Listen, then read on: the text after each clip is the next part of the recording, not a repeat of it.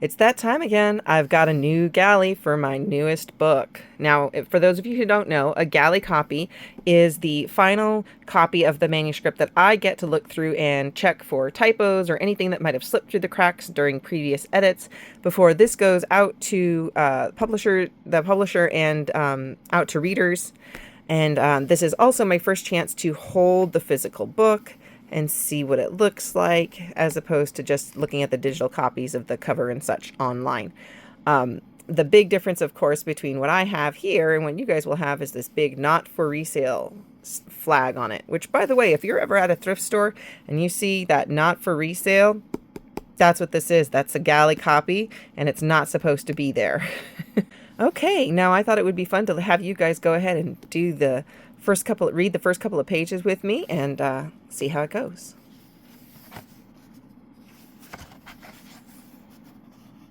Here's my dedication, and that looks fine. Here is the theme verse. A new heart also will I give you, and a new spirit will I put within you, and I will take away the stony heart out of your flesh, and I will give you an heart of flesh. Ezekiel 36:26. That looks good. This bugs me. I know it's the Old English thing, but man, that bugs me. I'm like, no, that N shouldn't be there. I had to go and check the Bible, but nope, that's how the KJV writes it. All right, and on to page 1. September 29th, 1875, Lupine Valley Ranch, eastern San Diego County, California. Sweat soaked Virginia Ginny Baker's bodice and made her linen trousers stick to her legs as she studied the formidable path to the cliff top. Scattered boulders and loose gravel dotted by prickly cacti formed a treacherous maze. Reaching the stranded calf by horseback would be impossible. Ginny dismounted and tethered her chestnut gelding, Mr. Darcy, to a mesquite tree. With deliberate movements, she clambered up the steep, slippery slope.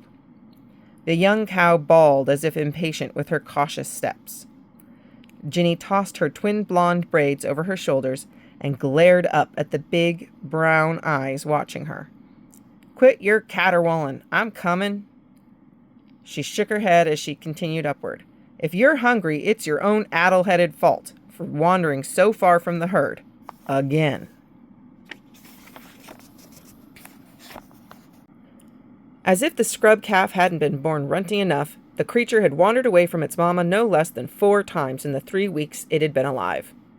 When she'd first realized it was missing again, she'd sent the rest of her all-female crew back to the ranch, countering their protests with assurances that she'd be careful and would soon join them for the evening meal.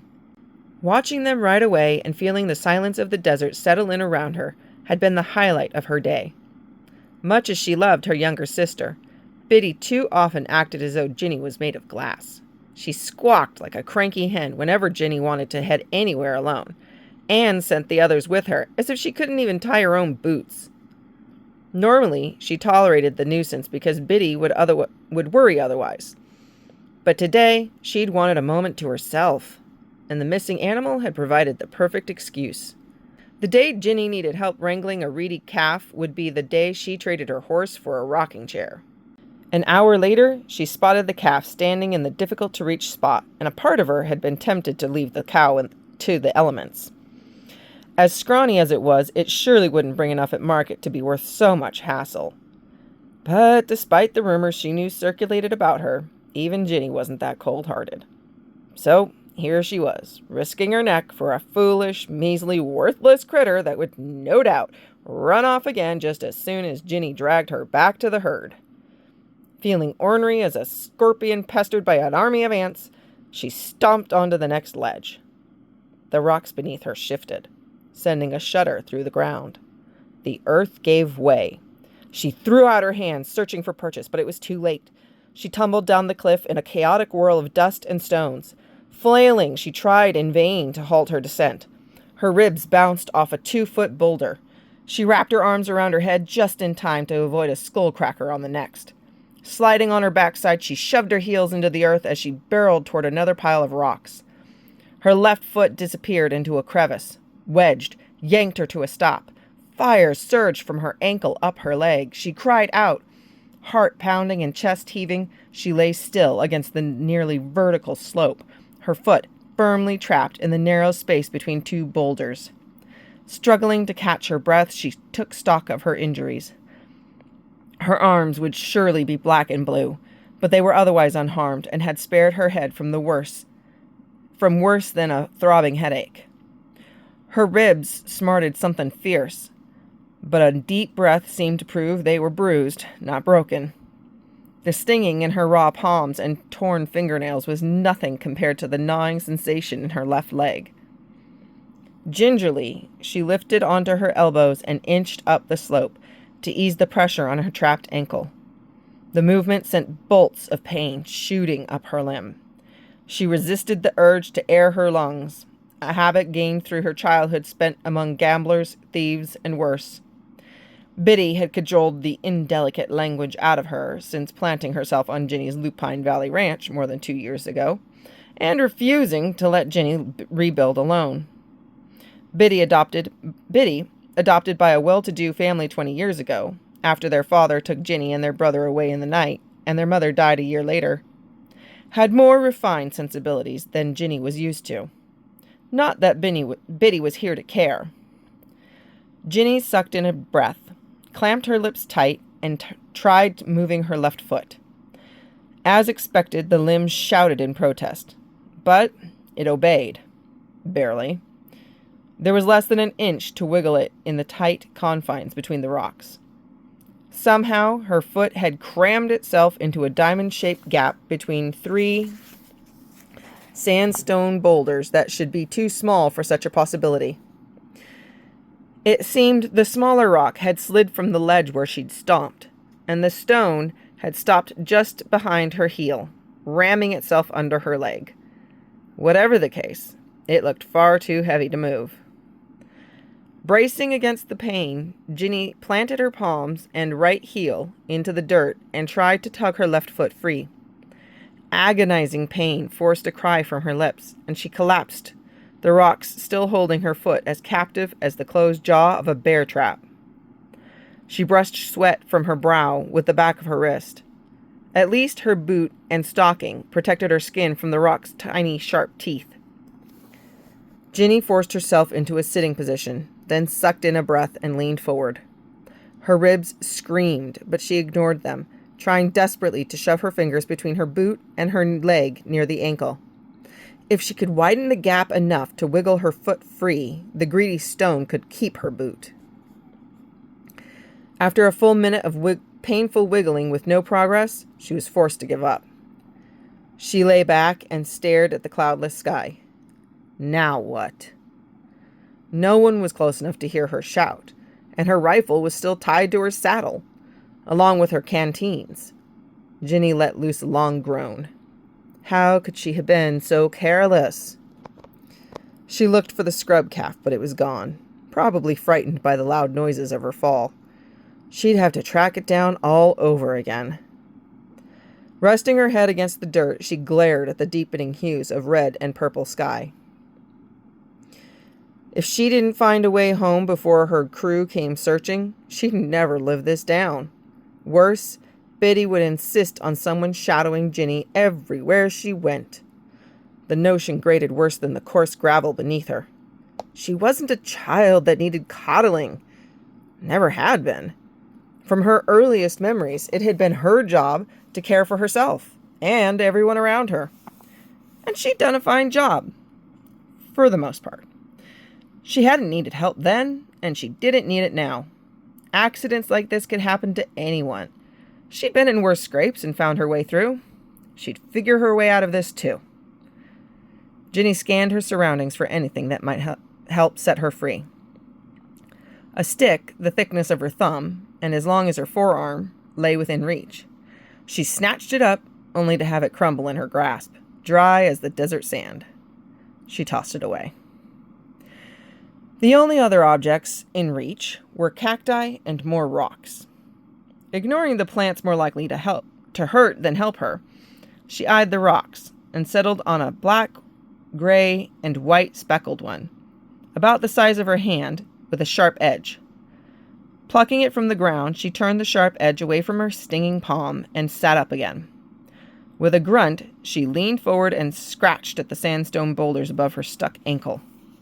Bits of sand and pebbles rained down on her leg and the rock beneath it. After a few seconds, she examined her tool. It appeared no worse for the rubbing. She grinned. This would work. It would take time, a long time, but eventually she'd get free. She swallowed, but her thick saliva moved like glue, getting stuck halfway down her throat. How long had it been since she'd taken a drink from her canteen? She couldn't remember. After a glance at the last sliver of sun hovering above the horizon, she lifted her speckled stone and got to work. Hours later, she'd scraped away enough of the sandstone to tug her foot free. The boot stayed behind as she crawled through the dark down the slope.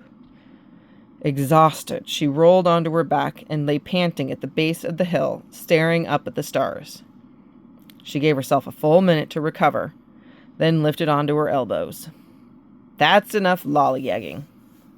No doubt her crew was already searching for her, and the last thing she needed was to be found helpless on her backside.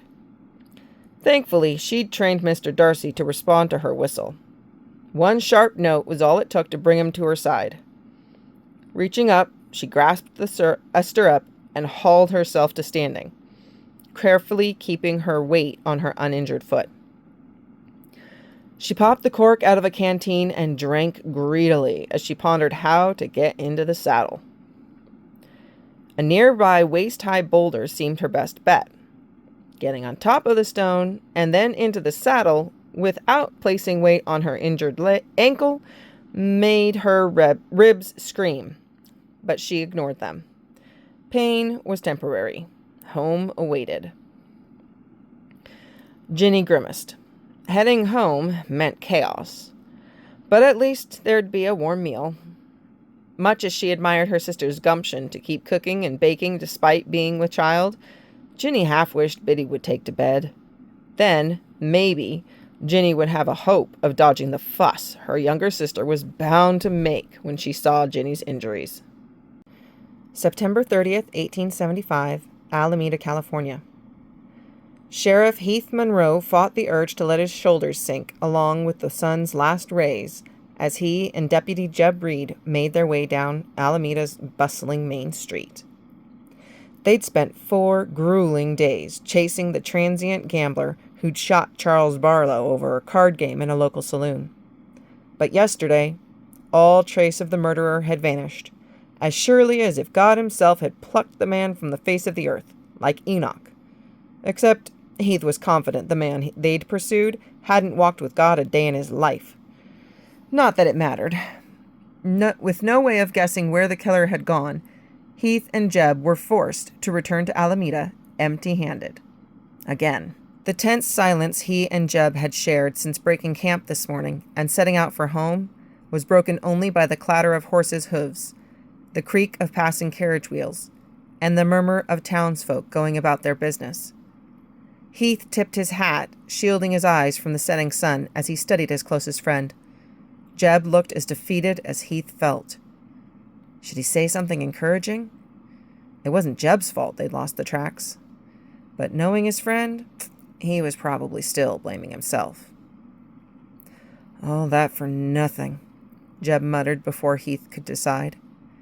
4 days of hard riding, and the rotter slips away. Heath clenched his jaw against the sting of truth. We did all we could, Jeb. That's just how it goes sometimes. We'll catch him eventually. Or God will. You know that. Jeb gave a tiny nod, but said nothing. As they neared the jail, people paused their conversations, casting curious and sympathetic glances their way. Tom Barlow, the father of the murdered gambler, stormed into the street. His face was contorted with rage, but Heath saw the grief in his eyes. "You call yourselves lawmen?" His shout sounded raw, no doubt from bouts of crying. "You let him get away! My boy is dead, and you couldn't even catch the man who did it!" Jeb cast Heath a resigned glance and dismounted. Heath followed suit.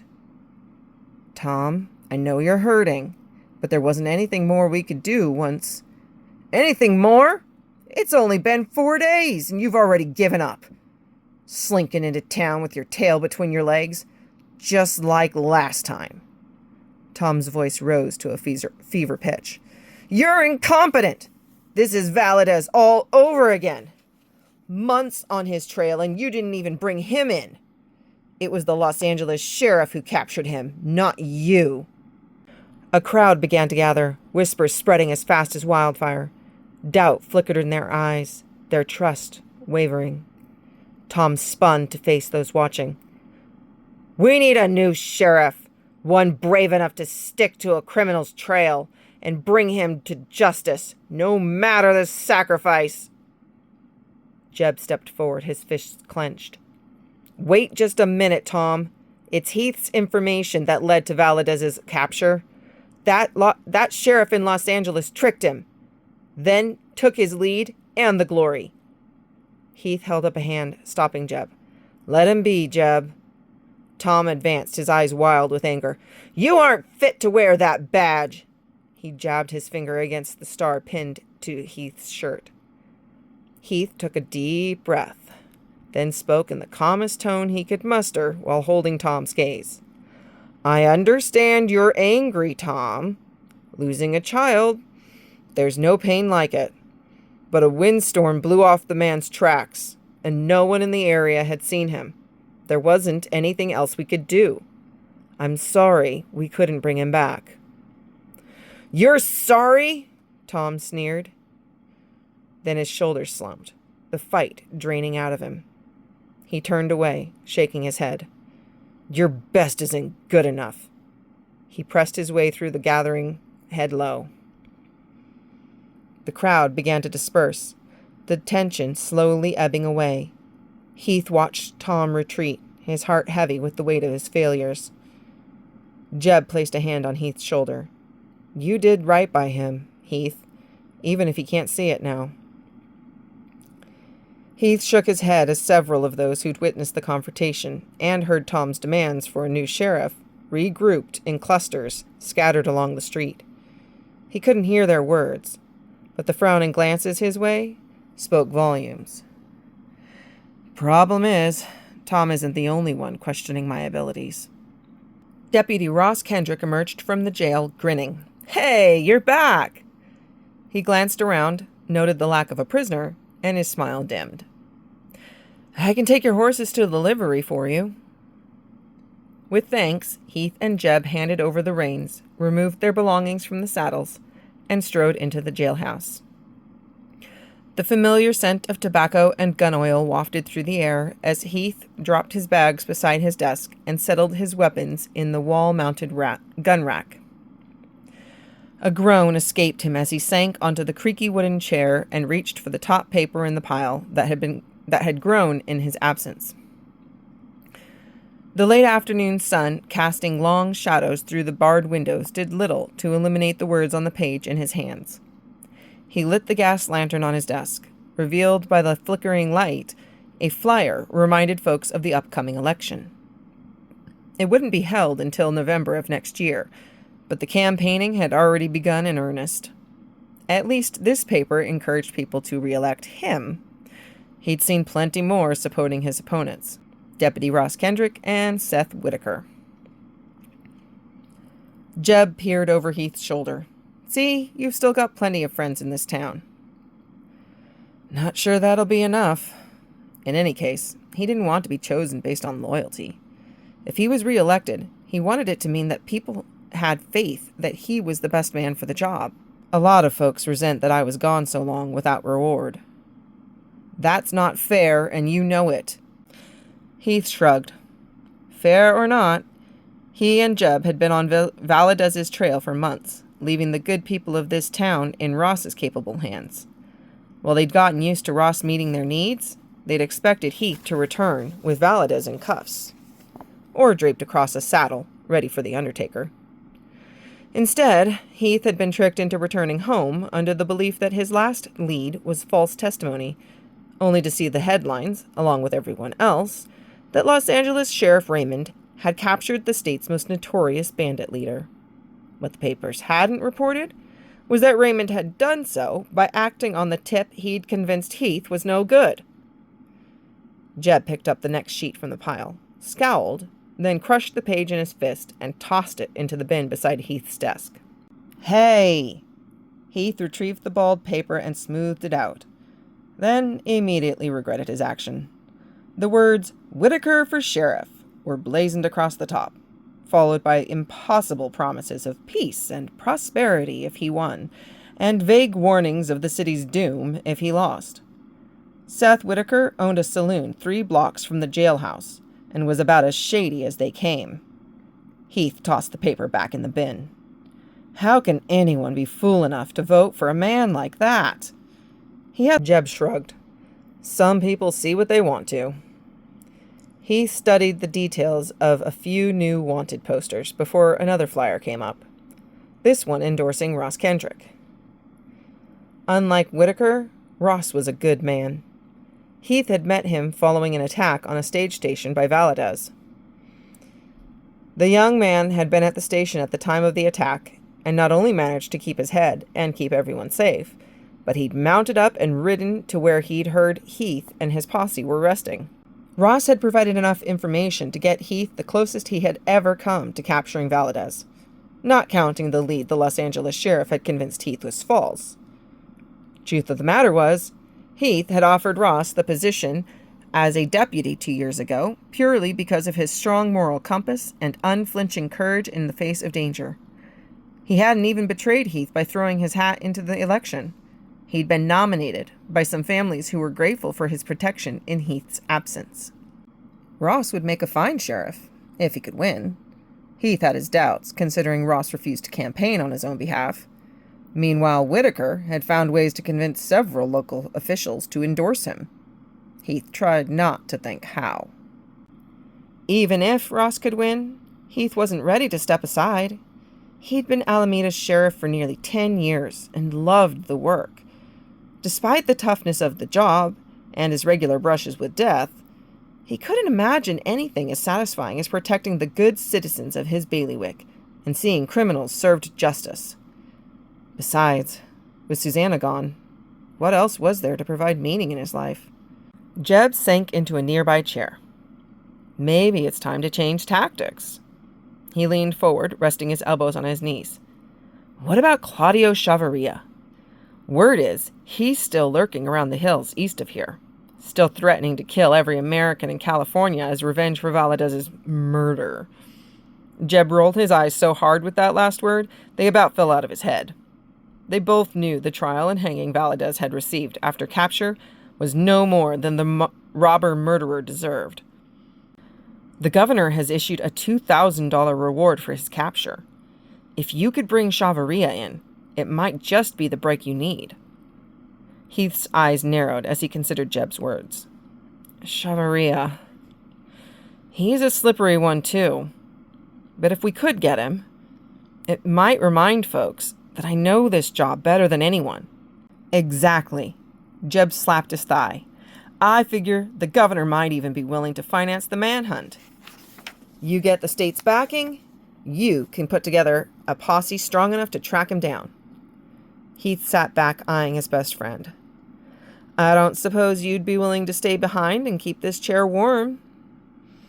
Jeb laughed loud and hard, as Heath had known he would. The memory of their numerous close calls while hunting Valadez gnawed at him. Law work of any kind was dangerous, but hunting this particular group of ruthless criminals was far worse. He hated putting Jeb at greater risk again. The Lord knew Heath couldn't stand to lose another person he loved in pursuit of justice, but the thought of letting his town down, of losing his job? What was the point of losing his wife if he also lost this job? What would he do without his badge? With a deep breath, Heath withdrew a sheet of stationery from his desk and dipped his pen in the inkwell. All right, Jeb, let's see if we can make this happen. Jeb whooped and jumped to his feet, doing a little jig. We'll get him this time, Heath. Just you wait.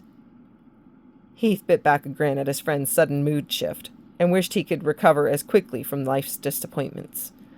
A few minutes later, Heath signed his name and slid his request into an envelope. As he sealed the letter and addressed it to California's governor, he couldn't stop the worry that he'd just sealed their fates. He had no idea whether this decision would save his position as sheriff or cost him everything and everyone he cared about. I hope you enjoyed this look at the first chapter of Call in the Canyons. It is available for pre-order right now and releases in June.